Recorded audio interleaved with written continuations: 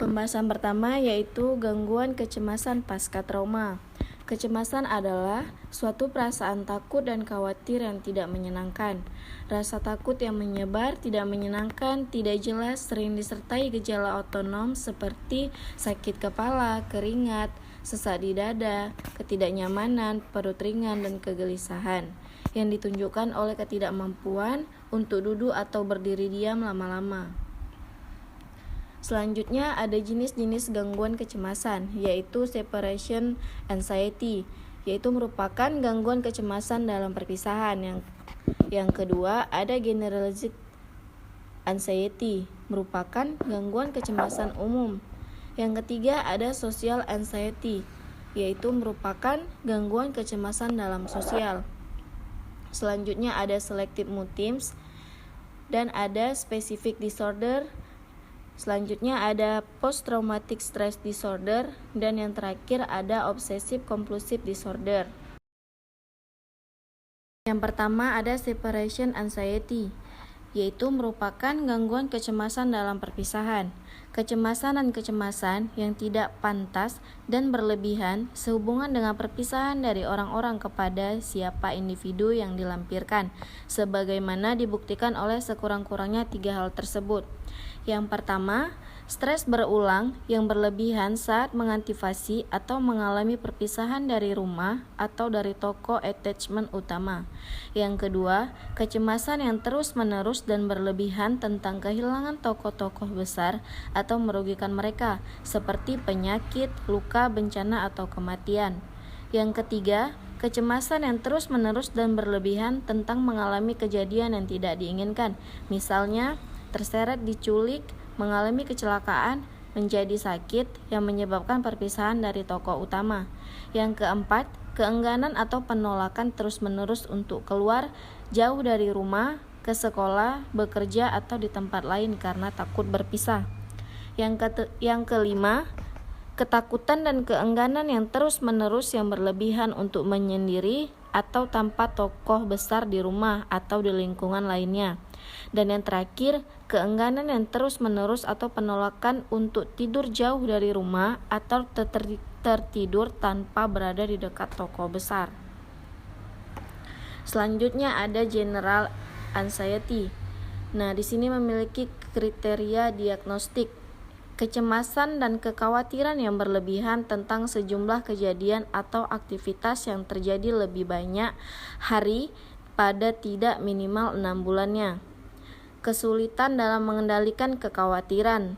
Rasakan 3 atau lebih hal berikut. Yang pertama, gelisah, mudah lelah, kesulitan berkonsentrasi atau pikiran kosong, iritabilitas, ketegangan otot, serta gangguan tidur. Dan kecemasan, kekhawatiran, atau gejala fisik menyebabkan gangguan yang signifikan. Selective mood themes, kegagalan konsisten untuk berbicara dalam situasi sosial tertentu di mana ada harapan untuk berbicara meskipun berbicara dalam situasi lain. Gangguan ini mengganggu prestasi pendidikan atau pekerjaan atau dengan komunikasi sosial. Durasi gangguan paling sedikit 1 bulan. Kegagalan berbicara tidak disebabkan oleh kurangnya pengetahuan tentang atau kenyamanan dengan bahasa lisan yang dibutuhkan dalam situasi sosial. Gangguan ini tidak dijelaskan dengan lebih baik oleh gangguan komunikasi dan tidak terjadi secara eksklusif selama gangguan spektrum autisme, skizofrenia, atau gangguan psikotik lainnya. Selanjutnya ada specific disorder atau gangguan panik.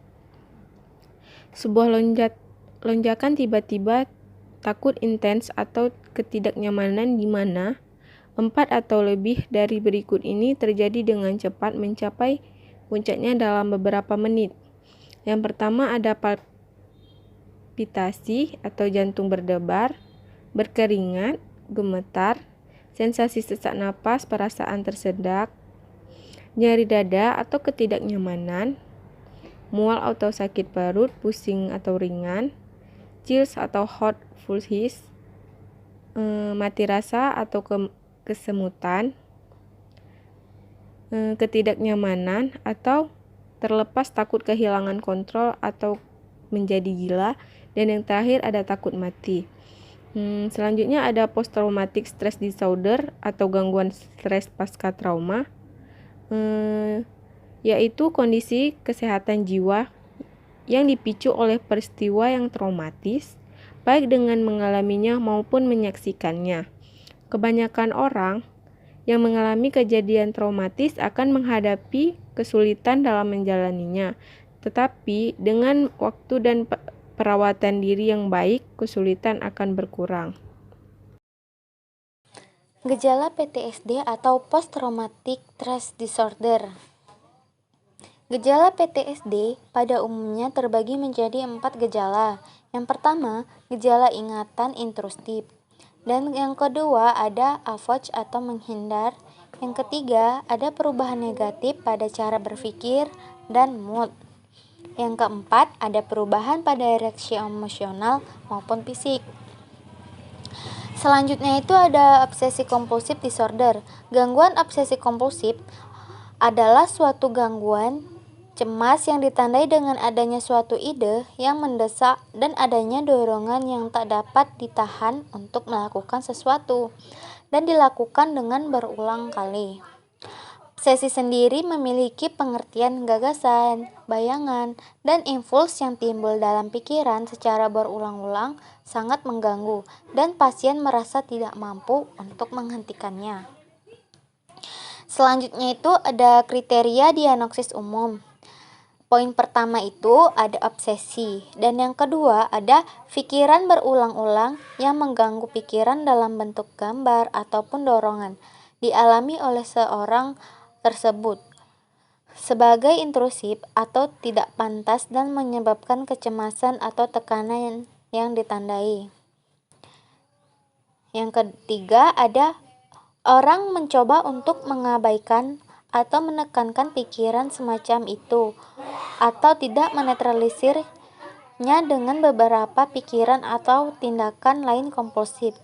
Yang keempat, perilaku berulang atau tindakan mental yang berhubungan dengan obsesi atau ritual yang dirasakan orang didorong untuk tampil.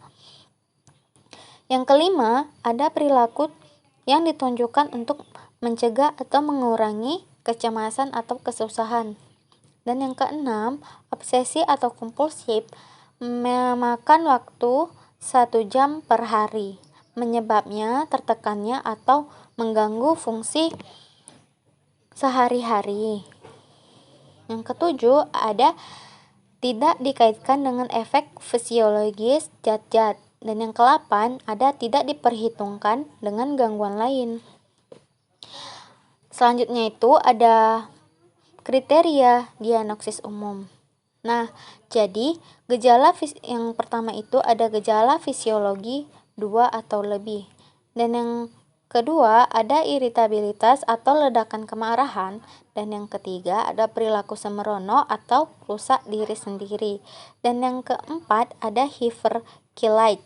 Dan yang kelima ada proses mengejutkan berkontraksi. Dan yang keenam itu ada gangguan tidur.